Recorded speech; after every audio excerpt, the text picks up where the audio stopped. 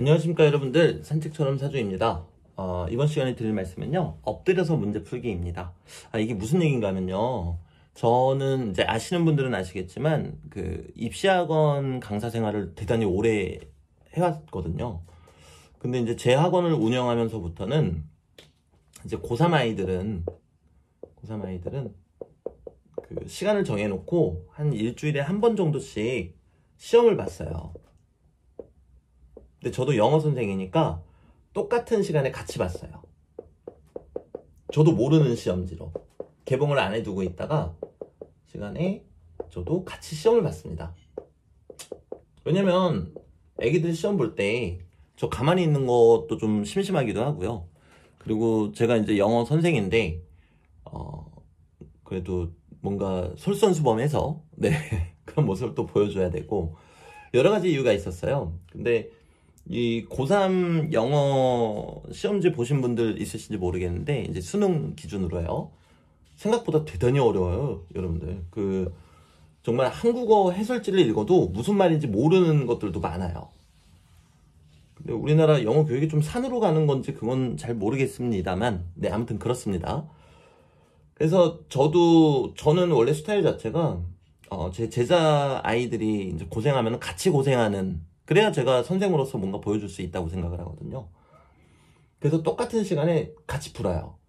근데 문제가 하나가 있는 거예요. 문제가 뭔가 하면은, 일단 첫째는 이 고3 아이들 중에서도 정말 잘하는 애들은 선생님들보다 잘하는 아이들 많아요. 아마 그 학원에 계시거나 이렇게 지도해 보시는 분들은 아실 거세요. 근데 제가 채점도 나중에 이 시험 다 보고 나면은 시험지 바꿔서 하거든요. 제 것도 다른 학생, 저는 다른 학생 거. 근데 학생보다 점수가 안 나오면 안 되겠죠. 점수가 높아야 된다. 그리고 두 번째는요, 선생이니까 제일 빨리 풀어야죠.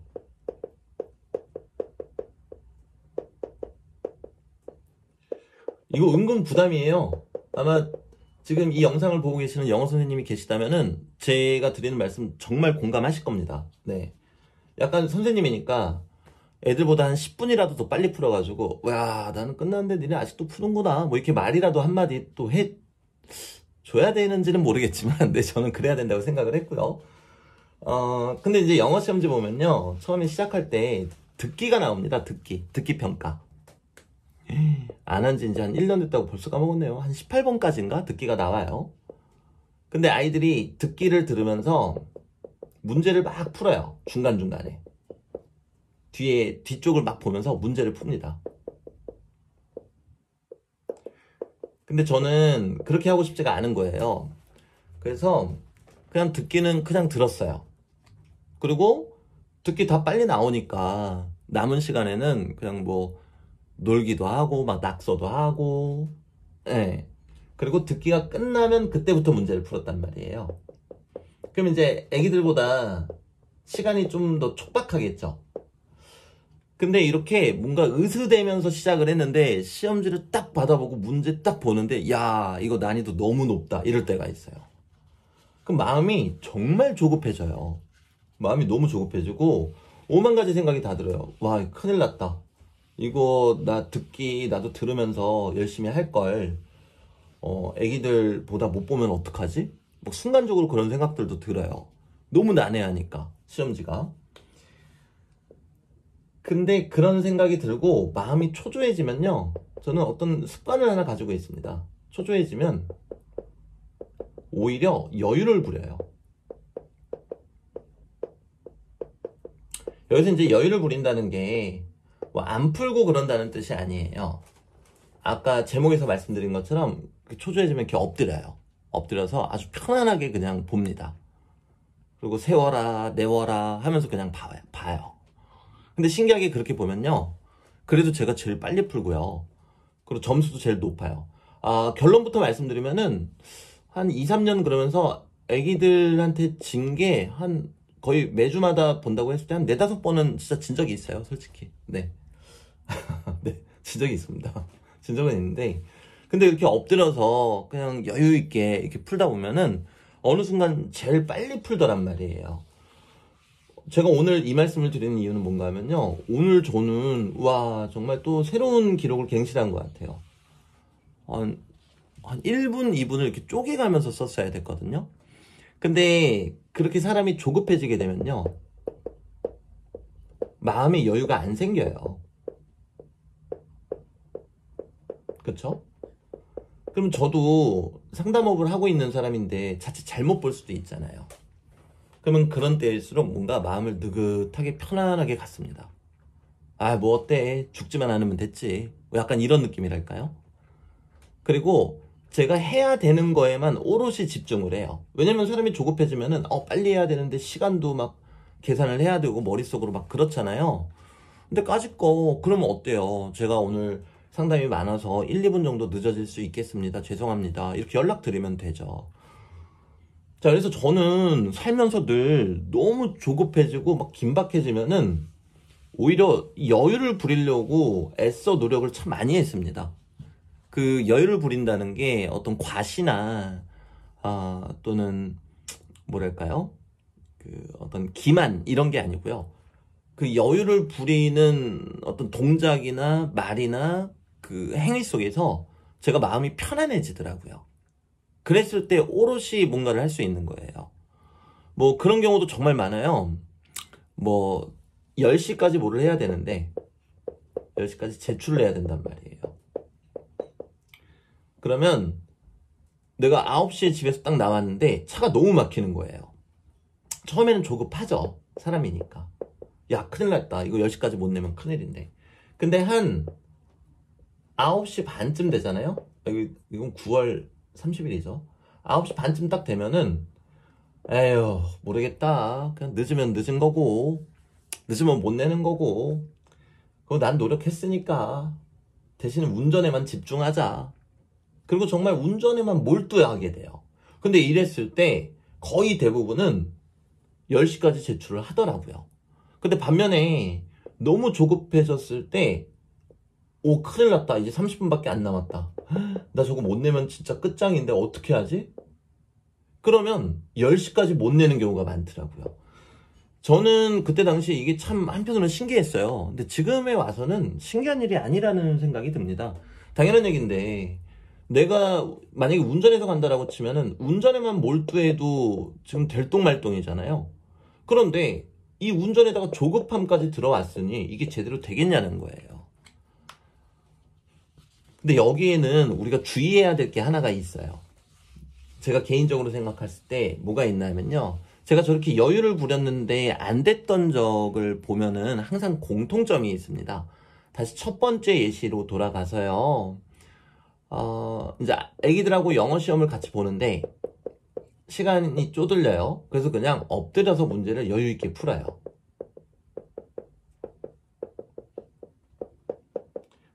그런데요, 실력이 없으면요, 엎드려서 여유 있게 문제 풀면요, 안 돼요. 당연히 점수 더 안 나오겠죠. 그러면은 결국에는 어디로 연결이 되냐면요, 평소에 가랑비에 옷 젖듯이 평소에 조금씩 실력을 쌓아가야 된다는 얘기죠. 그래서 내가 어느 정도 실력이 됐을 때는 오히려 조급함이 찾아올 때 거꾸로 엎드려서 이렇게 찬찬히 보면 되겠죠. 자, 이거를 우리가 이제 명리 공부하는 데에도 적용시킬 수가 있을 것 같아요. 명리 공부하다 보면은 괜히 여기저기에서 막 좀 권위적인 부분들도 있고 또 막 어려운 공부다, 뭐 10년, 20년에도 안 된다 이런 얘기들이 너무 많이 도니까 괜히 우리가 주눅드는 게 있어요. 그래, 공부 나는 빨리 잘하고 싶은데 안 된단 말이에요. 네, 그냥 평소에 가랑비에 옷 젖듯이 하면 돼요. 평소에 잔잔하게, 여기서 잔잔하게가 퍼져서라는 뜻은 아닙니다. 잔잔하게, 그리고 열심히 하면요, 그리고 명리 공부하다 보면은 조급해질 때가 와요. 나 빨리 해가지고 이걸로 뭐 밥도 먹고 싶고 그리고 뭐 생계도 꾸리고 싶고, 또는 빨리 봐가지고 내 인생이 어떻게 흘러가는지가 너무 궁금하다. 그럴 때 엎드리시라는 겁니다. 엎드려서, 단 평소에 잔잔히 그리고 열심히 하셨다면 그럴 때 엎드려서 문제 풀면 돼요. 여유 있게, 에이 죽지만 않으면 됐지. 나는 열심히 해왔으니까 그냥 그대로만 하면은 조금씩 쌓이긴 쌓일 거야. 근데 우리를 거꾸로 공부를 못하게 하는 거는요, 그 조급함입니다. 빨리 하고 싶다. 내가 빨리 이렇게 하고 싶다. 그게 올라오면 올라올수록 공부는 더 더디게 될 수밖에 없어요. 아까 앞서 말씀드린 것처럼 오롯이 집중해도 될 말동인데 조급함이 들어오니까 눈이, 시야가 흐려지게 되겠죠. 자, 이거를 이제 우리 인생에 대입해서 또 얘기할 수도 있을 것 같아요. 내가 어디다가 돈을 묶어놨는데 그 돈이 묶인 돈이 안 나오더란 말입니다. 묶인 돈이 안 나와요. 빨리 나 이제 쓸 때도 있고 그런데 그럼 사람이 조급해져요. 너무 당연한 얘기죠. 돈이라 그러니까 뭔가 조금 더 와닿으시죠. 근데 이 묶인 돈을 내가 풀 수 있는, 내가 만약에 노력해가지고 풀 수 있다. 그럼 내가 막 동분서주하고 그러면 되겠죠. 근데 그런 상황이 아니라면은 내가 조급하게 마음을 먹어봤자 나의 오늘, 내일 모레 내가 제대로 처리해야 될 일도 처리를 못해요. 그럼 이런 부분들이 누적이 돼서 나중에 또 무언가로 나에게 쓰나미처럼 다가온단 말입니다. 그러니까 차라리 이런 것 때문에 너무 조급하다. 그럼 엎드려서 문제 풀면 되는 거예요. 아휴, 됐다. 나는 최선을 다했다. 그리고 평소에 저 묶인 돈을 풀으려고 나는 노력을 했고, 그리고 이제는 내 손을 떠났으니까 일단은 잊고 그냥 마음 편히 지내자. 그랬을 때 나의 오늘, 내일, 모레가 뭔가 하나하나씩 매듭 지어지듯 아주 꼼꼼하게 촘촘히 이제 묶이면서 가겠죠. 아주 좋은 모습으로요. 그런데 만약에 그렇지 못한다면은 오히려 나를 더 무겁게 만드는 거겠죠. 그래서 저는 그런 것들을 참 많이 봐요. 뭐 이를테면은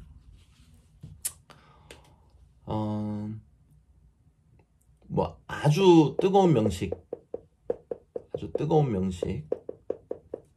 그리고 수기가 일정 없다. 그런데 만약에 개미대운이 왔다. 그러면은 이 미토는 조열하잖아요. 대단히 뜨겁다라는 거예요. 근데 사주 원국도 아주 뜨거워요. 수기도 없고. 근데 개수가 들어왔다? 그러면은 대운에서 개수가 들어왔다는 건 무슨 뜻이겠습니까? 개수를 나는 오매불망 쳐다보는데 이 개수는 정작 날아가 버릴 수 있다는 거죠. 그럼 사람이 조급해질 수가 있단 말입니다. 근데 차라리 그때 내가 평소에 열심히 살았다면 이 개수가 나한테 뭘까? 이 개수가 나한테 뭐길래 나를 이렇게 조급하게 만들까? 차라리 엎드려서 문제 풀면 된다고 생각해요. 저 개수가 뭘까? 아유, 안 죽으면 됐지. 아유, 그래도 저 개수가 나한테 꼭 와야 되는데? 이런 마음도 들겠죠. 그러다가도 아유, 아니다. 이런 마음으로 지금 내 앞에 있는 것도 내가 그르칠 수 있다. 그러니까 내가 열심히 진실되게 최선을 다했다면은 저 개수가 나한테 올 거면 올 거고 안 올 거면 안 오겠다. 이거는 포기하고는 다른 얘기입니다. 그만큼 노력을 하고 평소에 열심히 누적을 시켜 나갔다면 이라는 전제가 있는 거니까요. 그리고 나머지는 정말 하늘의 뜻에 맡긴다 라고 생각하셔도 될 것 같아요. 다만 노력도 안 하고 거기에 상응하는 그 어떤 노력 이런 것들도 안 하고 그냥 이 조율한 명식에서 조율한 대운의 개수가 올라와 있다. 저 개수 어떻게 해요 한다라는 거는 오히려 나를 조급하게 만들고 그 어떤 것도 할 수 없는 그런 형태로 만들어 버리겠죠. 저는 그 상담을 하면서 참 많은 케이스들을 봅니다. 나이를 떠나서 또 성별을 떠나서요. 누구나 이 조급함이라는 거는 인생에 있을 수밖에 없어요. 저 같은 경우는 오늘 이 조급함을 참 많이 느꼈어요. 너무 많이 느꼈습니다. 그래서 저도 조급하니까 와 어떡해 막 그러고 와 큰일 났다. 네. 그런데 그러면 그럴수록 내가 가고자 하는 길에서 점점 멀어진다는 거를 오늘도 또 여실히 느낍니다. 네. 그럼 이도저도 안 되는 거죠. 그리고 오늘 또 저는 먼 훗날 또 어떤 조급함을 만들어낼 수 있는 또 그런 것들을 만들었다는 의미도 되겠고요. 그래서 그런 생각이 들자마자 그냥 아유 됐다. 죽지만 않으면 됐지. 그냥 열심히 하던 대로 하자. 내가 시간에 쫓기더라도 이렇게 많은 변수가 생기더라도 하나하나 처리하다 보면은 결국엔 다 처리가 되겠지. 그런 마음을 먹기 시작하니까 저도 마음이 편안해지고요. 명식도 눈에 더 잘 들어오고요. 당연히 상담에도 또 영향을 미칠 수가 있겠죠. 그래서 제가 오늘 느낀 점을 여러분들한테 좀 말씀을 드리고 싶었습니다. 그리고 이제 여차저차 하는 김에 아까 제가 예시를 들었잖아요. 조혈압 명식이 만약에 뭐 개미대운 같은 거 들어오면은 저 개수에 대한 절박함, 어떤 조급함이 생길 수밖에 없다.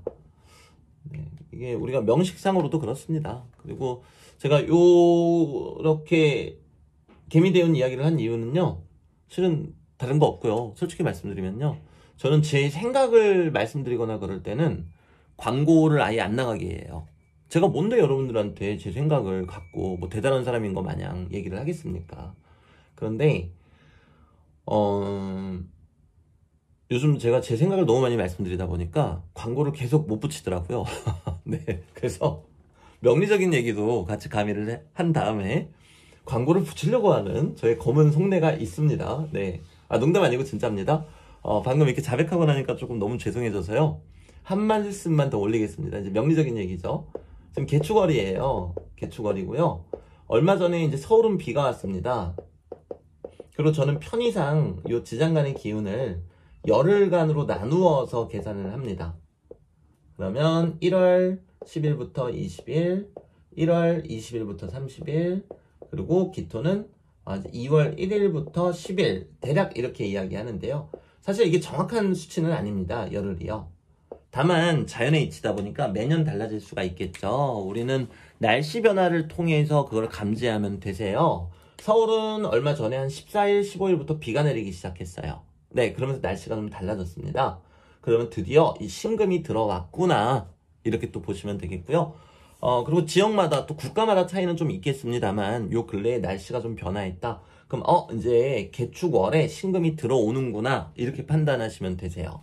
그 다음에 여러분들 명식에서 신금이 어떠한 십성을 가지고 있는지 확인해 보시고 그 작용이 일어나는 점들 살펴보시면 너무나 좋겠고요. 또 한편으로는 세운이나 일운에서 을목 같은 게 들어오면요, 월운에 신금이 있고요, 그리고 일운에 을목이 들어오니까요, 천간이나 지장간에 을목이 들어오는 경우 말씀드리는 겁니다. 그러면은 이제 을신충, 이 충은 나쁜 게 아니에요. 둘 중에 하나가 들어와서 하나를 움직이게 하는 겁니다. 그래서 그 현상들 한 열흘간 여러분들 관찰해 보시는 것도 무척 흥미롭겠습니다. 지금 이 말씀을 갑자기 드린 이유는요, 앞에서 자백하고 났더니, 고백하고 났더니 너무 죄송해서요, 명리적인 이야기 하나라도 더 드리고 싶어서 이렇게 드린 말씀이고요. 그래도 오늘 제가 드리고 싶은 말씀은요, 우리 모두 근데 엎드려서 문제 풀면은 시력 나빠지지 않나요? 그럼 누워서 문제 풀어야 되나? 네, 무슨 뜻인지 아시죠? 아주 바쁘고 급할수록 너무 당연한 얘기지만 우리가 지키지 못하는 것들이 많잖아요. 그냥 내가 가야 되는 거 하나만 바라보고, 그리고 좀 여유 있게, 여유가 없을수록 오히려 여유를 가졌을 때 그 사람은 더 잘 된다고 저는 확신합니다. 네, 저도 오늘 계기로 또 성숙해야 될 거고요. 여러분들도 함께, 네, 또 이렇게 조급할 때는 맞다, 그때 그 사람이 이럴 때일수록 여유 부리라 그랬어. 그래서 야, 잠깐만 서봐, 우리 지금 너무 뛰었어, 이러다 놓치는 거 생겨.